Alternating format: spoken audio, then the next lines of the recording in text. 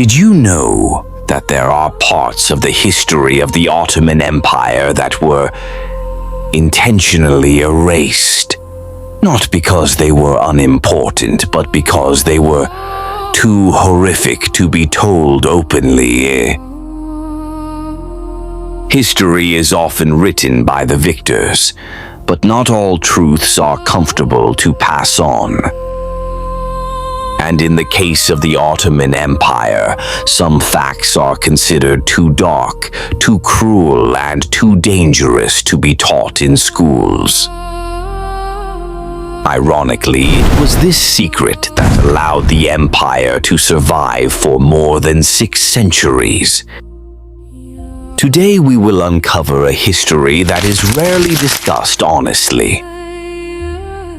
Not to judge, but to understand that greatness is often built on unseen suffering.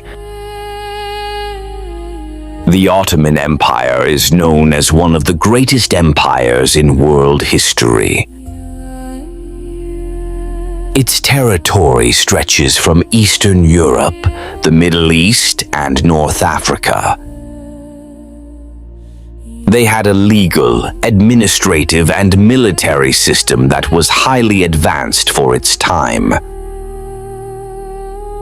But behind the magnificent palaces, majestic mosques, and military victory parades lies a system of power based on fear.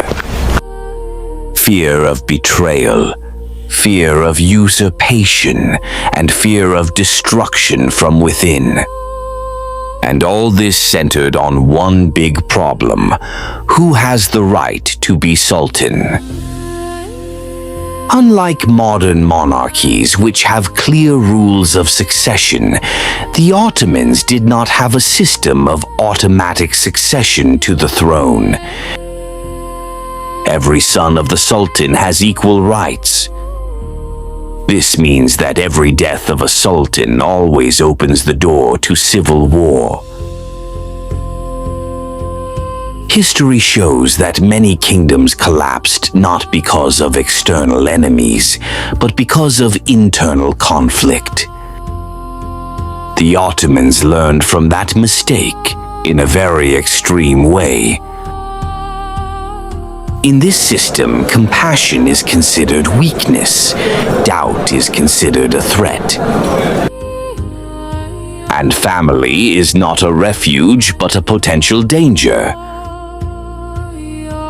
The Ottomans had an official policy known as fratricide, or the killing of brothers.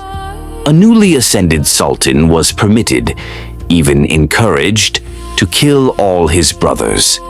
The goal was one: to prevent civil war. What made it even more horrific was the method. The killings were not carried out with swords or spears. Royal blood was considered sacred and should not be spilled. So a silk rope was used, silently, without a sound, without witnesses. Imagine the psychological pressure.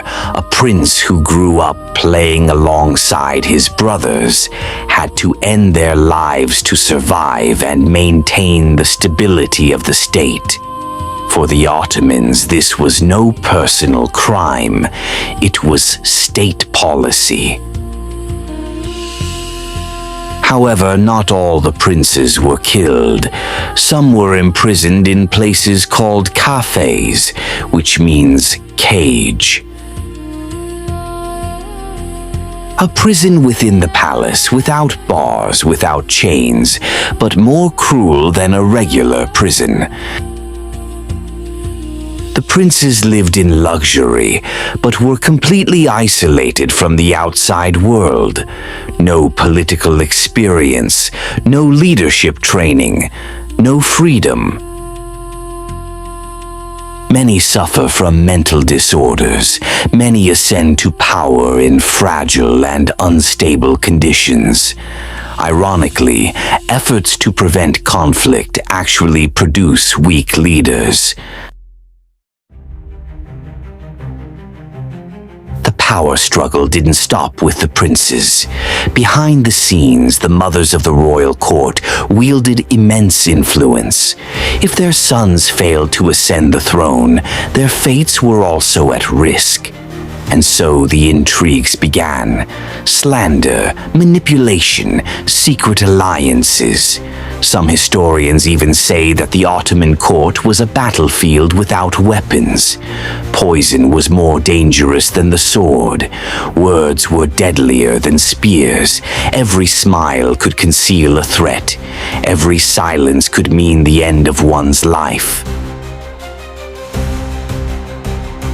Then the big question arises. If this system was so cruel, why did the Ottoman Empire survive for over 600 years? The answer is uncomfortable. Fratricide and the cafe system were brutal, but they prevented a major protracted civil war. While other empires crumbled from within, the Ottomans chose a single, absolute ruler with no living rivals. Stability was bought with blood, order was enforced with fear, and politically, it worked. History is never simple. What we consider cruel today was considered necessary at the time. This is not about justifying violence, nor is it about blaming the past. It's about understanding that power always demands a price, and often that price is paid by those whose names are never recorded in the history books.